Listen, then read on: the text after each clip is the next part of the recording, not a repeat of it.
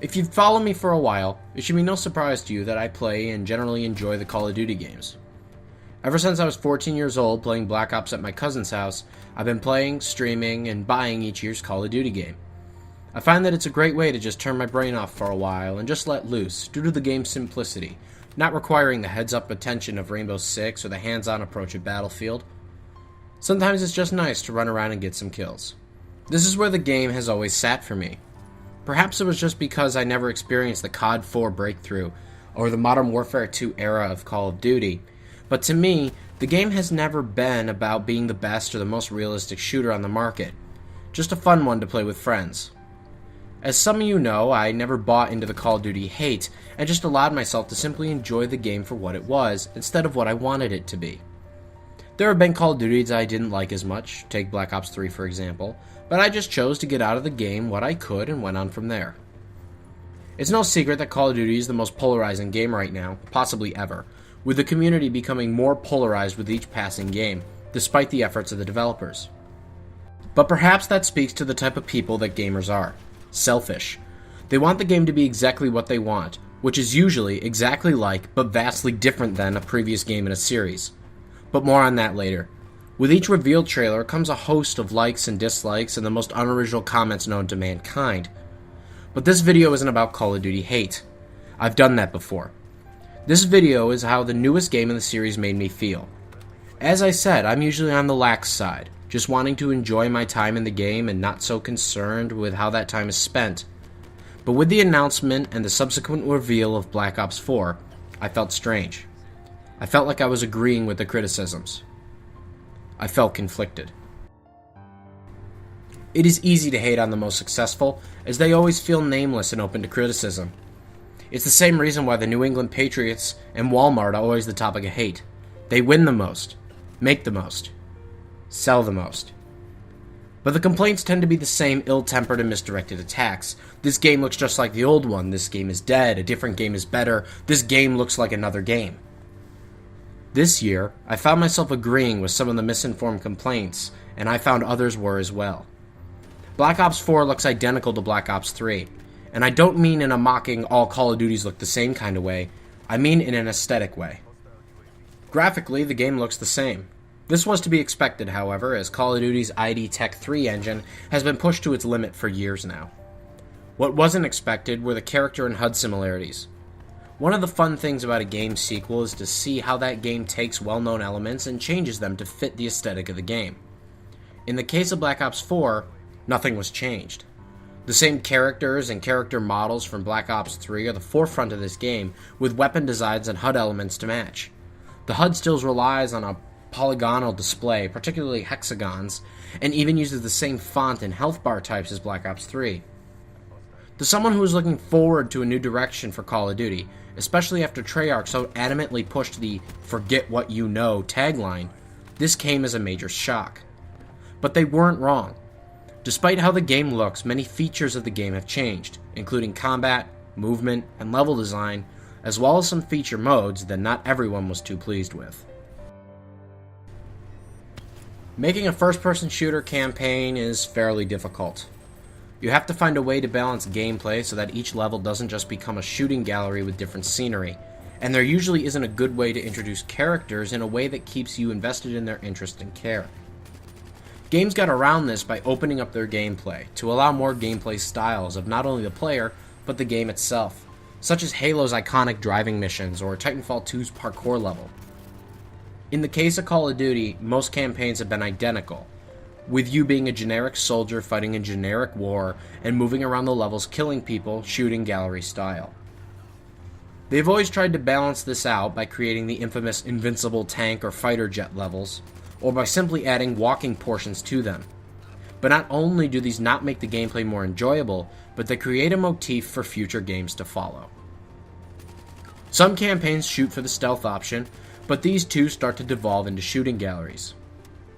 Infinite Warfare was able to break this tradition by making a much more dynamic campaign. The side missions allowed for more gameplay freedom, such as stealth missions and flying missions, and the game was long enough to build relationships between the characters. This, combined with a realistic tone, gave the campaign a more genuine feel.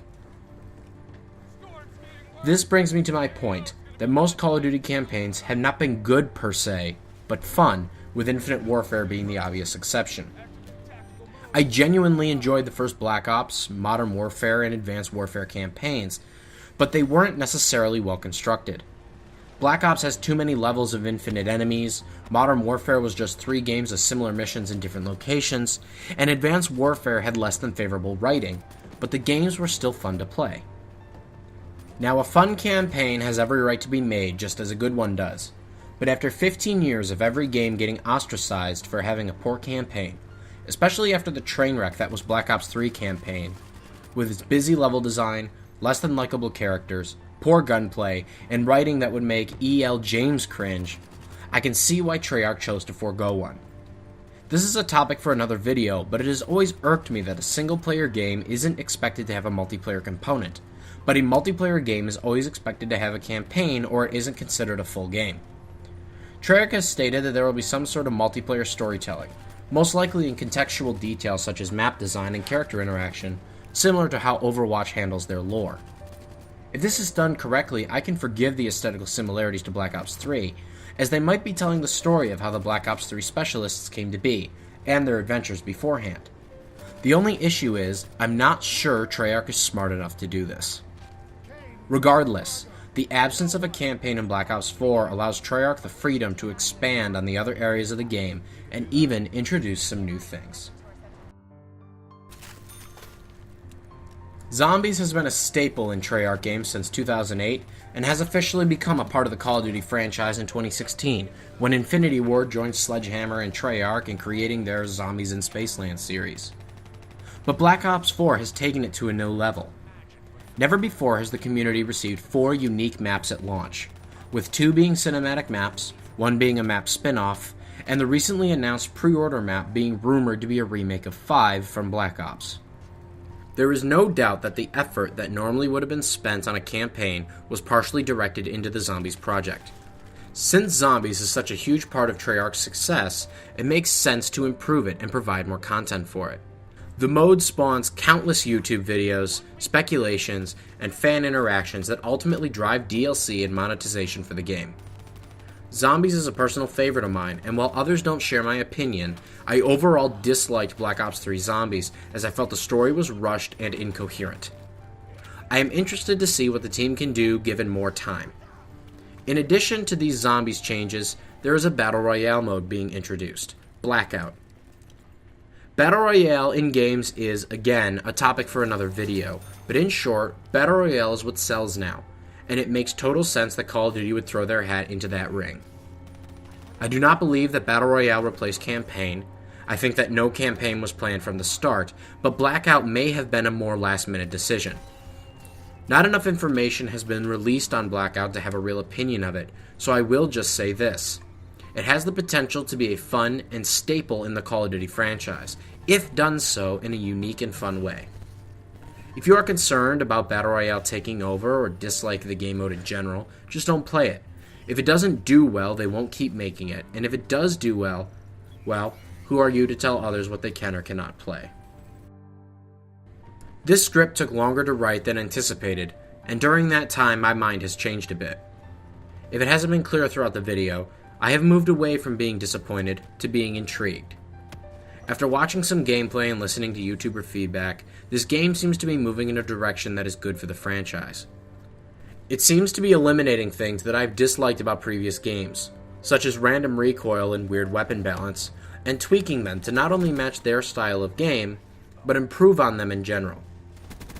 My intrigue is to try the game out for myself.